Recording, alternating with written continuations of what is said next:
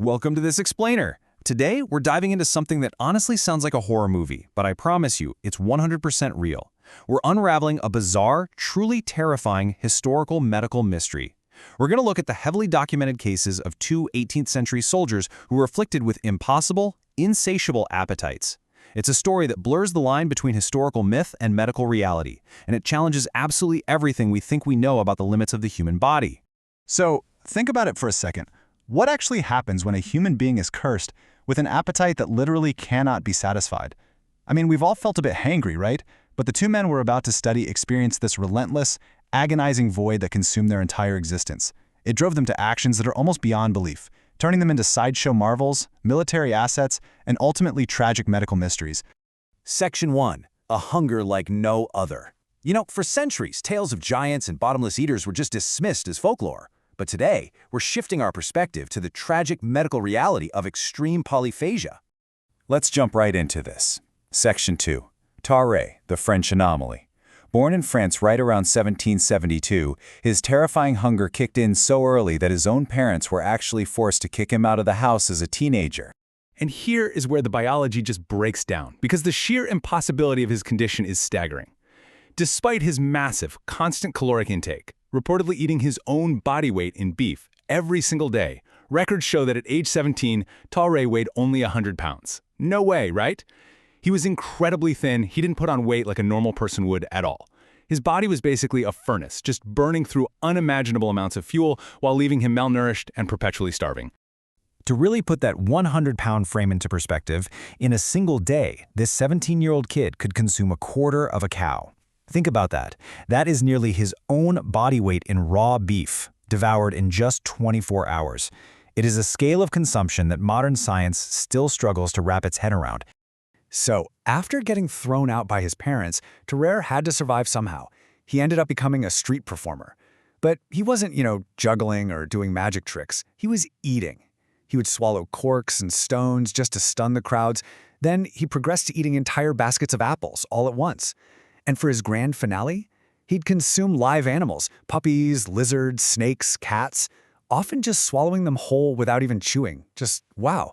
The sheer visceral horror of his condition was captured perfectly by his physician, Dr. Percy, who wrote, "Let a person imagine all that domestic or wild animals, the most filthy and ravenous, are capable of devouring, and they may form some idea of the appetite of Tarrare."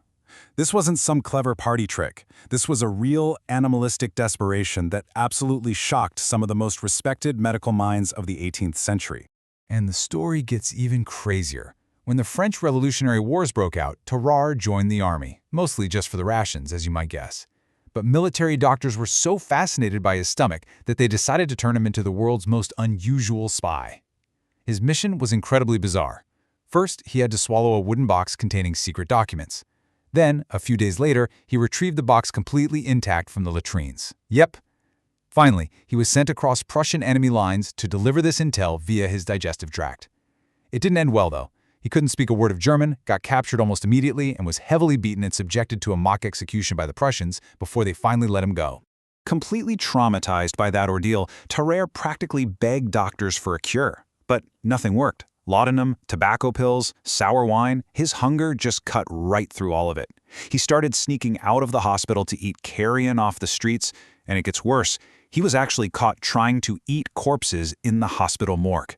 But the really dark culmination of his story happened when a 14-month-old toddler vanished from the ward. Tarrare, the man known for eating live animals whole, immediately became the prime suspect. Incensed hospital staff drove him away, and he vanished into obscurity for years. All right, moving on to Section 3. Charles Dommery, the ravenous soldier.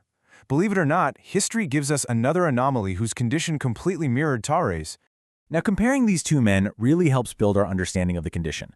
While Tarrare had this loose, flapping skin he could literally wrap around his waist, an unusually wide mouth, terribly stained teeth, a chronic stench, and awful diarrhea, Charles Dommery was entirely different physically. Born around 1778 in Poland, Dommery was 6 foot 3 inches tall with a totally normal, average build. He had smooth skin, a pleasant face, and get this, he never vomited or showed any outward signs of ill health.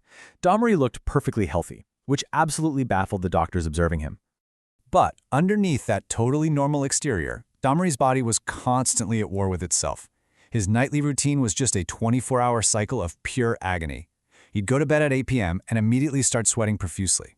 By 1 a.m., he'd wake up utterly ravenous, frantically eating whatever he could find, or smoking tobacco if there was absolutely no food.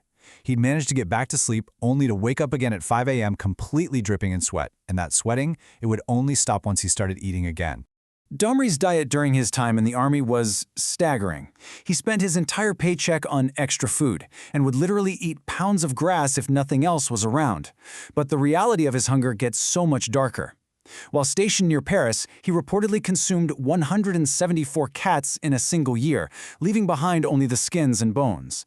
And during a naval battle on the French ship Hoche, a crewmate's leg was blown off by cannon fire. Domri immediately grabbed the severed limb and actually began to eat it, right there on the deck, before his horrified crewmates wrestled it away and threw it into the sea. Section 4. The British Medical Experiments. So, in 1798, Domri was captured by the British Royal Navy and thrown into a Liverpool prison, where his wild appetite immediately caught the attention of medical officials. Even after being given the daily rations of 10 men, Domri was still hungry enough to eat the prison candles, the prison cat, and even stray rats. Dr. J. Johnston and Dr. Thomas Cochrane decided to formally test Domri in one single staggering day. At 4 a.m., they fed him 4 pounds of raw cow's udder. By 9:30 a.m., he ate 5 pounds of raw beef, a pound of tallow candles, and drank a whole bottle of porter beer. And then, at 1 p.m., he polished off another 5 pounds of raw beef, another pound of candles, and drank 3 more bottles of porter. The absolute most shocking part of all of this? Throughout that entire day, Domri didn't vomit, urinate, or defecate once. His pulse stayed perfectly regular. It's just wild. Dr. Johnston was absolutely astounded. He noted that Domri's eating, quote, resembles the voracity of a hungry wolf, tearing off and swallowing it with canine greediness. When Domri needed to lubricate his throat, he'd literally bite the grease off candles and swallow the wick whole, like a ball of string. He wasn't savoring a meal here. He was desperately trying to extinguish a biological fire inside himself. Section 5. Diagnosing the undiagnosable. Today, modern medical historians look back at these heavy layers of documentation to try and finally solve this mystery. But before we get into the biology of it all, we really have to ask, were they in constant pain? Look, it is super easy to be disgusted by the raw limbs, the garbage, the cats. But empathy requires us to consider the inescapable agony of starvation. If you have ever felt really deep hunger, you know it physically hurts. Tara and Tarrare woke up every single day in the agonizing grips of starvation, a pain so blinding that eating a live animal or a tallow candle was literally the only relief they could find. So, the crucial point here is understanding polyphagia, which is an excessive, insatiable appetite. Modern science gives us a few solid theories for these historical extremes. One leading theory is severe hyperthyroidism, which causes rapid weight loss and intense hunger.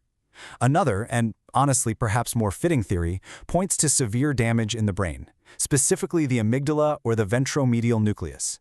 We know from modern studies that injuries to these parts of the brain in animals can induce this exact same kind of uncontrollable polyphagia. Their brains literally could not tell their bodies that they were full. And we actually have some physical proof of this internal destruction.